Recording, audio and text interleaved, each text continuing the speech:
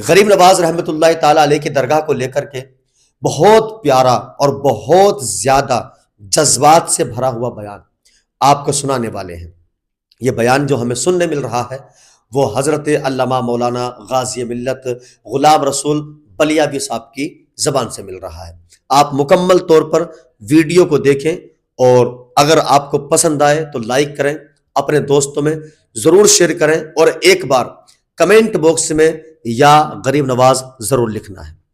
आप comment box में या गरीब नवाज जरूर लिखेंगे। मैं कोई नहीं रुकता और यहाँ फिर कह रहा हूँ, अजमेर दरगाह नहीं, भगवान संकट मोचन महादेव मंदिर है। ऐसे अभी बता है भाई। अब जो दरगाह के नीचे तुम भगवान को ढूंढ रहे हो, इतने शक्तिशाली भगवान वो 800 साल से दबे रह गए, इतने कमजोर हो गया हिंदू। लेकिन मुगलों ने किए थे ऐसे कार्य, अब मुगल जा चुके हैं तो किसी को पेट में दर्द होना नहीं चाहिए। आपकी औकात बता रहा हूँ सर। कीजिए, अजमेर शरीफ दरगाह पर हमारे जो प्रधानमंत्री हैं 9 बार जाकर चादर चढ़ा चुके हैं और बीजेपी के जितने नेता हैं अपनी औलादों की प्राप्ति के लिए वो वहां पर जाके चादर चढ़ा रहे हैं। और सबसे पहली बात, मुसलमान तो दरगाह के लिए बचाने बाद में आएगा, हम सबसे पहले जाएंगे। हम सबसे पहले जाएंगे। है नहीं अगर कोई कहता है धर्म कि हिंदू धर्म स्थल पर फलाना या नीचे मकबरा दबा है, हम कहते हैं हमारे मंदिर को खोद लो और निकाल लो अगर है तो खाऊंगी ना। अभी जब मंदिर छेड़े जाएंगे ना और मंदिर के नीचे खुदाई करने के लिए जब इस तरीके की याचिकाएं डाली जाएंगी ना, तब आप देखना उसके नीचे बुद्ध मिलेंगे। ये बुद्ध का देश था। आप अरे बाप रे, ये तो धोती खोल रहा है। जैसा कि आपने शुरू के इस वक्त बड़ी खुशी मना रहे हैं कि सत्ता का बुलडोजर अजमेर तक जाएगा। बलिया भी कह रहा है उस गलतफहमी में मत रहो, अब तो सही जगह हाथ डाल दिए हो। अब तक दीवारों से टकरा रहे थे, अब मौला अली के बेटे से पंगा पड़ गया। और बलिया भी कहता है मत मेरे होठ पर उंगलियां रखो वरना मैं वो पोल खोल दूंगा कि मेरी मस्जिदों के बुनियाद के नीचे शिवलिंग ढूंढने वालों, अगर मैंने ढूंढना शुरू कर दिया तो दूर दूर तक तुम भारत में कहीं नजर नहीं आओगे। पूछना चाहता हूं, अगर तुम ये कहते हो कि सबसे पुराने तुम हो तो बता दो जरा कि जब इतने पुराने तुम हो तो फिर हमारी मस्जिदों में तुम्हारे लोग पनाह क्यों लिए हुए थे? पनाह क्यों लिए हुए थे? इसलिए एक मस्जिद तो चली गई, बाबरी मस्जिद। भारत में अब कोई दूसरी बाबरी मस्जिद बनाने की गलती करेगा तो याद रखो बलिया भी हुकूमत से लेकर उन गुंडों को भी कह रहा है, अब तक तारीख में एक करबला पड़ा गया था, भारत के हर गली में करबला नजर आएगा। सुभान अल्लाह, सुभान जिंदाबाद, लब्बाइक या रसूल अल्लाह, नारे तकबीर, नारे रिसालत।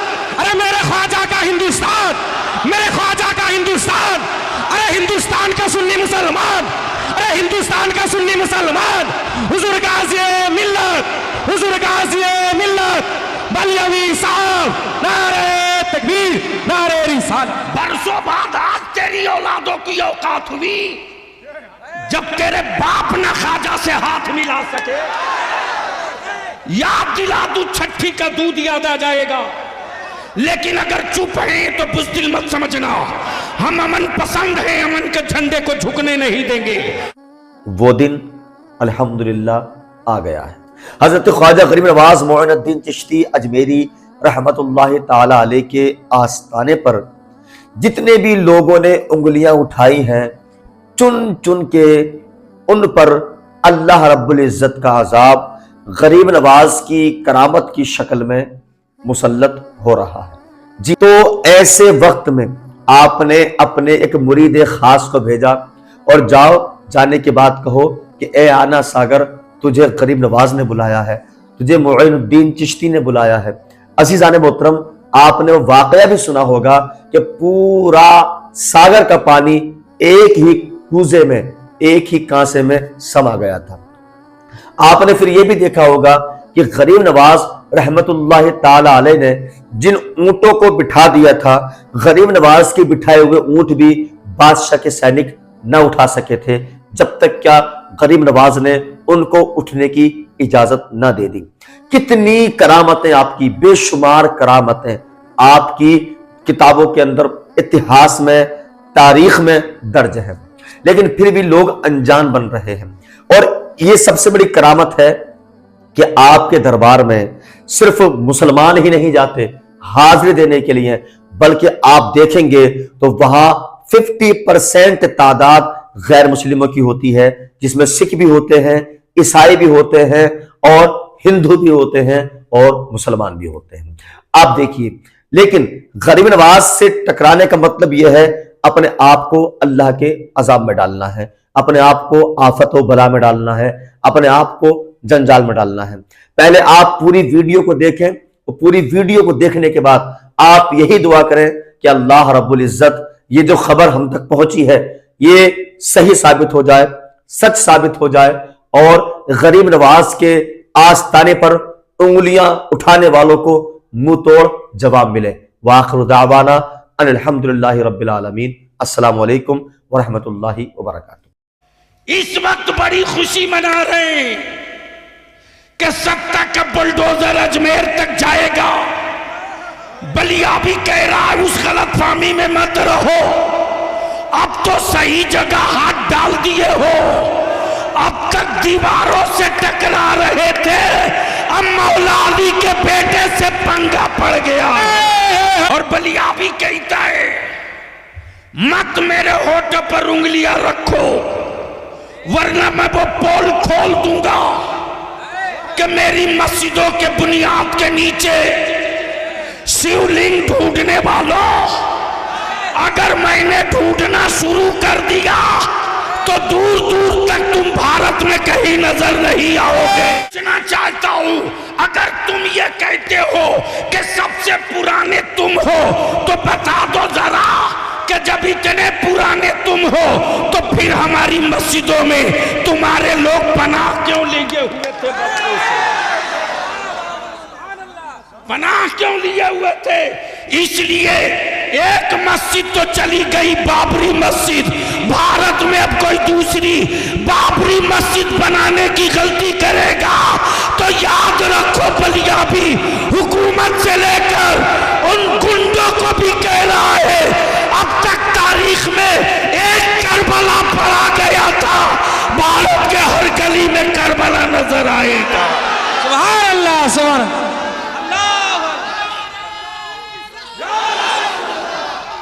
जिंदाबाद, लब्बाइक या रसूल अल्लाह। नारे तकबीर, नारे रिसालत। अरे मेरे ख्वाजा का हिंदुस्तान, मेरे ख्वाजा का हिंदुस्तान। अरे हिंदुस्तान का सुन्नी मुसलमान, अरे हिंदुस्तान का सुन्नी मुसलमान। हुजूर गाज़ी मिल्लत, हुजूर गाज़ी मिल्लत बलियावी साहब, नारे तकबीर, नारे रिसालत। बरसों बाद आज तेरी औलादों की औकात हुई जब तेरे बाप ना ख्वाजा से हाथ मिला सके। याद दिला दूं, छठी का दूध याद आ जाएगा, लेकिन अगर चुप हैं तो बुज़दिल मत समझना। हम अमन पसंद हैं, अमन के झंडे को झुकने नहीं देंगे। हम फसादी नहीं है, हम अमन के अलमबरदार हैं। हमने औलादों को सब्र सिखाया है, हमने अपने बच्चों को शुक्र सिखाया है, हमने अपनी औलादों को मोहब्बत और मरुब्बत सिखाया है। और यही वजह है कि कुफ्र मुंह तकते रह गया, इस्लाम छप्परों में दाखिल हो गया। लेकिन याद रखना, मुट्ठी 12 लोग निकालो 1991 का वो कानून, निकालो 1947 का वो कानून जिसमें डिक्लेयर है कि 1947 में जो मस्जिद, जो मंदिर, जो गिरजा, जो गुरुद्वारा जिस पोजीशन में है उसी पोजीशन में रहेगा, उसको कोई चेंज नहीं कर सकता। लेकिन ये सत्ता और हुकूमत के पाले हुए विदेशी गुंडे, अमेरिका और इस्राइल के दल्लो, भारत के लोगों को धर्म के नाम पे नहीं बांट सकते। 800 साल हुकूमत किया, कहां थे उस वक्त, कहां थे? अब निकल के आए हो। 800 साल माने रखता है, अभी तो 100 साल भी नहीं पूरा हुआ, अभी तो 100 साल भी पूरा नहीं हुआ। कितने टुकड़े कर दिए। 800 साल जब हमारे बाप दादा ने हुकूमत की तो पाकिस्तान को वजूद में नहीं आने दिया, बांग्लादेश को कहीं से निकलकर अलग नहीं होने दिया, पेशावर से आगे बढ़ तो तन्हा तन्हा भारत वो मुल्क था। अगर चाहता तो आलमगीर औरंगजेब नाम बदल सकता था, नाम बदल सकता था, लेकिन यार इस्लाम वाला नाम नहीं बदलता है, नेचर बदल देता है। इस्लाम वाला नाम नहीं बदलता है, नेचर बदल देता। जो खुद ही नंगा हो वो दूसरे को कपड़ा पहनाने की क्या बात करेगा। लेकिन अफसोस उन पर नहीं मुसलमान, अफसोस तुझ पर है। करोड़ों रुपया तुम खर्च करते हो,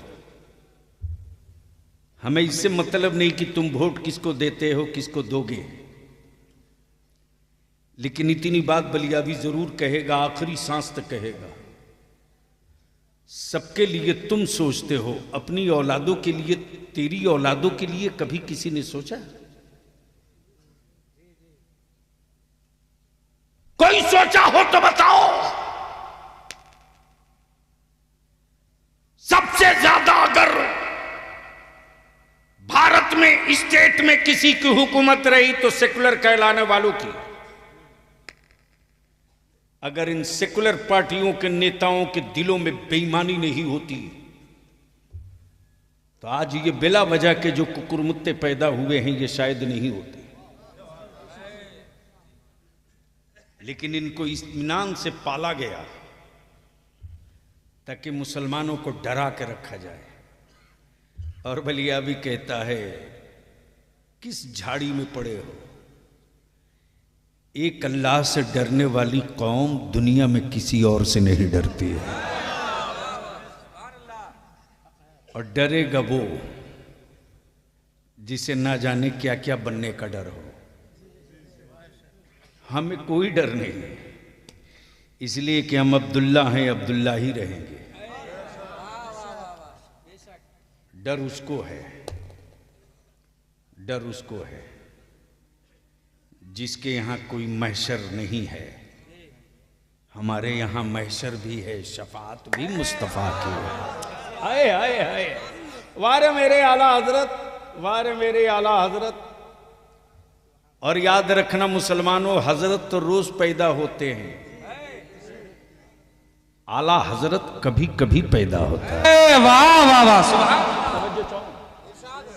तवज्जो चाहो। आला हजरत। अब यहां रुक कर एक बात अर्ज कर दूं, इजाजत हो तो सुनेंगे? तो धीरे से बोल दो सुभान अल्लाह। तवज्जो चाहो। हजरत हजरी साहब तकरीर कर रहे थे, इसी बीच में एक साहब खड़े हो गए। खड़े हुए तो बीच में खड़े थे, मैं समझ नहीं पा रहा था कि ये किधर वाले हैं। मुसलमानों में भी कई तरह के लोग हैं, नाम मुसलमान है, रियल ये है कि वो हैं नहीं।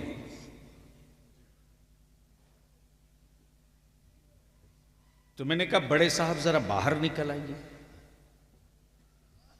तो जैसे ही पैजामा पर नजर पड़ी तो मैं समझ गया ये किधर वाले। अब जैसे ही दिखे तो मैंने कहा फरमाइए क्या कहना चाहते हैं। बोले आप लोग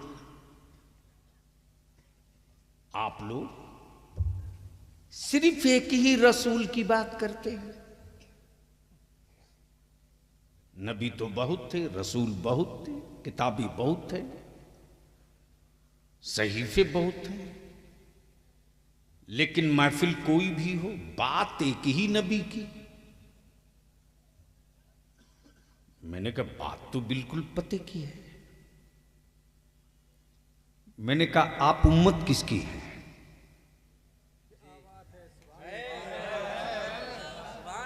जोर से बोल दो, तवज्जो चाहो। बोले मोहम्मदुर रसूलुल्लाह की।